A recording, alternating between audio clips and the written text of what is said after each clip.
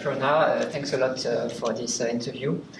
At SEGA and today at the Inbounder, you explained us that Microsoft was creating tools to help anybody to create chatbot. Can you tell us a little more about that?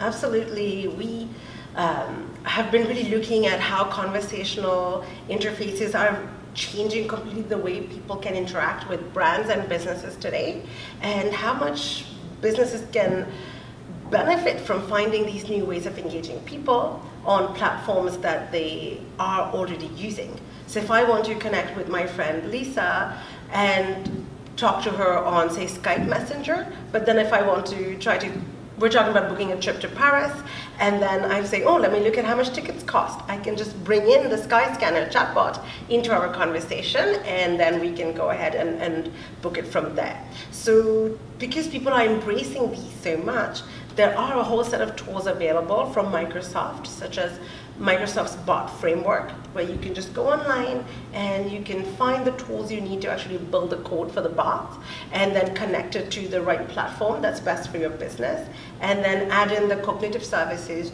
or the AI to give your chatbot the heart and the brains.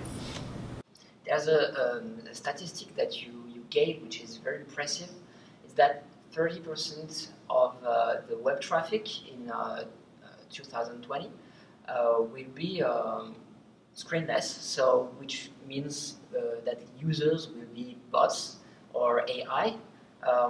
What are the consequences of that for SEO specialists?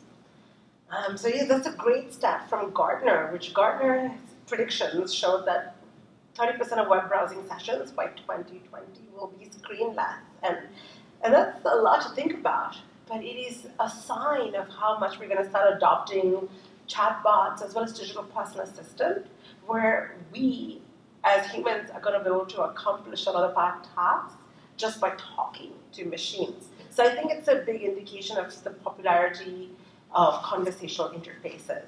As opposed to like AI being the users per se, we're still the users, it's just the methodology of how we connect to the internet will be different. Yeah, and it's 10 years that we hear that we have to optimize the websites for the users. If the users become AI, does it mean that now we're going to optimize for the machines? We're still shifting, number one, for what's going to be best for our users, because it's going to be about them. But an interesting trend that we're seeing coming out is that these digital personal assistants, in their goal of being very helpful to the users, are going to start curating the content that we see. I mean, we're bombarded by so much information. Let's think about your email, it's so overwhelming. But if I wanted to go and look for a dress, for example, I don't want to read through like 10 links to find the dress. I just want to give me 3 or 4 options for something that I might like. And that's what we're going to see. So to answer your question, 100% yes. We should also start thinking about how do we market to the machine?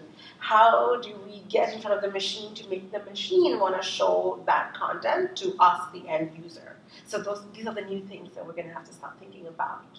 And ultimately, whatever's going to be best for the user and most relevant is going to be what can have the highest likelihood of getting shown.